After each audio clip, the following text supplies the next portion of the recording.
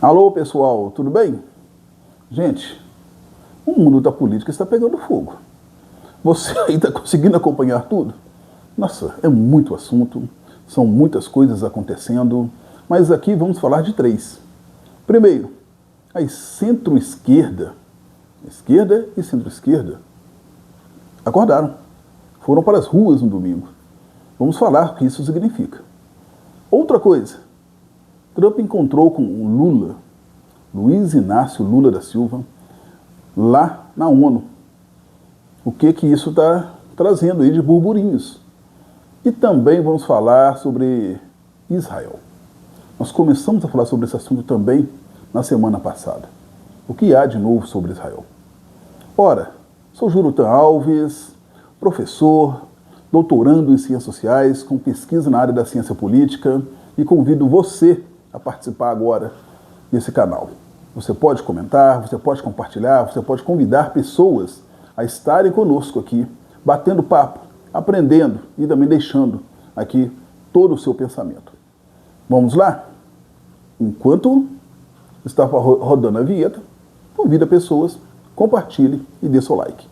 Até mais!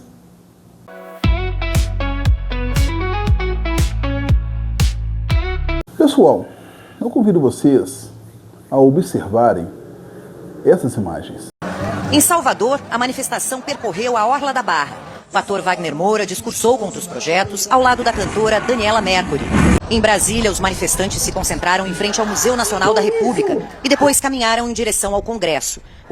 Organizadores exibiram fotos de deputados que votaram a favor da PEC da blindagem em Belo Horizonte e também em São Luís. Em todas as capitais, os participantes mostraram frases contra a anistia, condenaram os atos golpistas de 8 de janeiro e a PEC que busca proteger parlamentares contra a abertura de processos penais no Supremo Tribunal Federal. Vários atos tiveram bandeiras de partidos políticos, centrais sindicais, movimentos sociais. Manifestantes também levaram bandeiras do Brasil e camisas da seleção. Conseguiram observar? A esquerda voltou para as ruas. Sim, a esquerda voltou para as ruas. Artistas, pessoas e mais pessoas no meio das ruas, ocupando espaços no domingo. Mas o que acontece, ou o que aconteceu para levar a esquerda para as ruas? O interessante, o que está levando a esquerda para as ruas não são as pautas da própria esquerda. A esquerda não conseguiu, até um certo momento, levantar a sua voz e se impor sobre a extrema-direita que está no Brasil. Mesmo no Congresso Nacional, não consegue. Óbvio que outra coisa, alguma situação ocorreu que furou essa bolha para que a esquerda pudesse agora ter pautas para chegar até ocupar as ruas no dia de domingo. Já veio escala 6x1, diminuição, no caso da questão do trabalho, né, para ficar, em vez de ser 6 dias trabalhados e um descansado, no máximo trabalhar 5 dias e folgar 2, isso aí é uma pauta da esquerda, mas ainda não acendeu para levar todos para a rua e ocupar espaços. Está aí a questão do imposto de renda para que as pessoas que recebam até 5 mil reais também não paguem imposto de renda, mas não levou as pessoas para as ruas. Porém, uma pauta levou as pessoas para as ruas. A PEC da blindagem, que falamos sobre ela na semana passada. E olha que a PEC da blindagem é uma pauta da extrema-direita. Ou seja, a extrema-direita alimentou a esquerda. E a esquerda conseguiu, com isso, se reunir e trazer pessoas para o meio das ruas. Gente, essa questão é tão interessante, porque se nós analisarmos todo o histórico que nós estamos tendo, ela começa lá em 2013, com aquelas manifestações de 2013 que culminaram começando com pessoas da esquerda, porém a pauta foi depois pega pela direita e culminou com o que aconteceu com Dilma. Aquele impeachment da Dilma, que na realidade o pedalar das fiscais ficou uma coisa muito estranha na realidade e até hoje é uma ferida dentro do Brasil. Dali para frente, há manifestações de tudo enquanto é lado. Nunca foi resolvida a situação. O que está acontecendo no Brasil até hoje é fruto lá daquela situação que aconteceu com Dilma Rousseff. que não foi totalmente solucionado. E o Brasil está dividido. Isso aí, sem sombra de dúvidas. Porém, a esquerda não estava conseguindo, desde então, mesmo com a vitória de Lula nas eleições, trazer as suas pautas. Isso aí estava muito claro. As pautas da esquerda não estavam sendo ouvidas no Congresso Nacional, então, estão sendo enterradas facilmente. Só que, com a ida de Eduardo Bolsonaro para os Estados Unidos e com suas ações, tudo isso mudou. Foi dado para o presidente Lula uma força incrível. Todos já pensavam, já estavam analisando que Lula ia sangrar o seu governo. O que quer dizer sangrar? Ele ia ficar ali o seu governo sem conseguir fazer nada, porque o Congresso tinha dado para ele, ou nele, uma chave de braço, de tal forma que ele não estava conseguindo reagir. Então ele ficaria imobilizado até o fim do seu governo, ali, sem conseguir fazer nada, para que a extrema-direita crescesse e, obviamente, voltasse ao poder. Mas com a ação feita nos Estados Unidos pelo filho de Bolsonaro, tudo mudou. Ou seja, a extrema-direita ofereceu à esquerda tudo o que ela precisava. E agora ela tem pauta. O problema é que a extrema-direita, principalmente o Partido Liberal, que é o PL, o partido de Bolsonaro, ficou sendo um partido de uma pauta só. Não tem outra pauta. A única pauta que eles têm é a anistia. A única pauta fica sendo a blindagem. Ora, não tem pautas mais para o país. E sem essa pauta, está trazendo a exaustão. Esses partidos estão indo à exaustão. Agora, nós não podemos dizer, lógico, que os partidos estão enfraquecidos. No domingo que vem, nós vamos falar isso na outra semana, no domingo que vem, tem aí as manifestações da extrema-direita. Estão convocando as pessoas a favor da anistia. Então, o Brasil está aí, nessas manifestações, de manifestação em manifestação, para poder saber até onde vai. Porém, todos os números até então têm demonstrado que essas ações têm fortalecido mais a esquerda e não trazido como pensando para a direita ou extrema-direita o que se deseja. Tanto que Tarcísio, o governador de São Paulo, desistiu de ser o candidato à presidência. Então ele vê que não vai ter muitas forças diante de Lula crescendo agora nos seus números nas pesquisas eleitorais. Portanto, não é a pauta mesmo da esquerda que está levando ela para seu fortalecimento, mas sim as ações feitas pela extrema-direita que está fortalecendo a esquerda neste exato momento.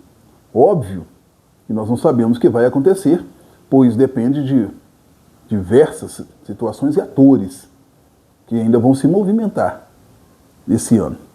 Mas a PEC da blindagem já morreu. Tem que ver se a anistia vai passar. Parece que também ainda vai ter problemas, pois tem pessoas querendo trocar já a anistia por uma outra PEC.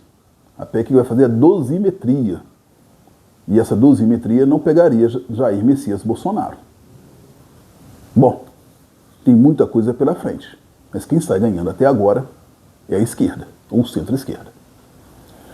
Mas falando em esquerda e falando em Lula, Lula falou lá na ONU, falou diante de vários atores internacionais, países reunidos, e quem faz a abertura na ONU, do congresso que existe lá, todo ano, é o Brasil. E Lula se manifestou contra Israel e com o que está acontecendo em Gaza, se levantou contra as ações de Trump em relação ao Brasil, e Trump encontrou com Lula. Ao encontrar com Lula, Trump citou ali nas suas falas que gostou dele e que marcou o encontro para a próxima semana. E aí que está a questão. A imprensa brasileira está falando desse encontro como se o presidente norte-americano estivesse amando Lula, já estivesse agora do lado de Lula. Mas não podemos deixar de falar que o presidente norte-americano também é um estrategista. E como estrategista, ele pode ter feito ali uma armadilha. Ora, eu falei que tem um encontro com você. Se você não vier, bom, se você não vier, fica mal para você, porque eu marquei. Marquei o encontro, mas você não veio, então fica pior para você. Mas e se for? Bom, pode ir também, ser bem recebido, pode ir e ser mal recebido, como aconteceu com alguns presidentes. Lula agora ficou numa sinuca aí, meio complicada. Mas foi feito. E agora está aí. Nós não sabemos se o encontro vai acontecer e, se acontecer, qual vai ser ou o país que vai ser beneficiado. Mas sabemos, é um jogador e joga bem, sabe se comportar dessa forma nesse jogo. Ainda que tenha, até o momento, suas ações não trouxe para os Estados Unidos o que eles esperavam, que fosse pelo menos menos inflação, mais emprego, como ele prometeu. Mas está aí. Vamos saber o que isso significa somente na próxima semana. Se o encontro acontecer ou não, aí vamos saber o que vai surgir disso. Porém, pode ser que realmente há aí uma recepção calorosa, porque realmente Donald Trump pode ter gostado de Lula, pode ser também uma estratégia para poder, nesse momento, colocar sobre a mesa tudo o que ele deseja. O que você acha disso? Você pode comentar aí embaixo. E também eu gostaria que você observasse, como você observou no começo, outra imagem. Veja ela um pouquinho aí.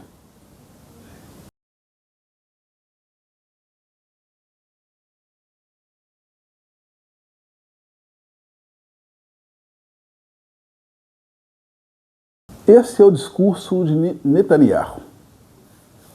Quer dizer, Netanyahu levou Israel para uma situação extremamente complicada.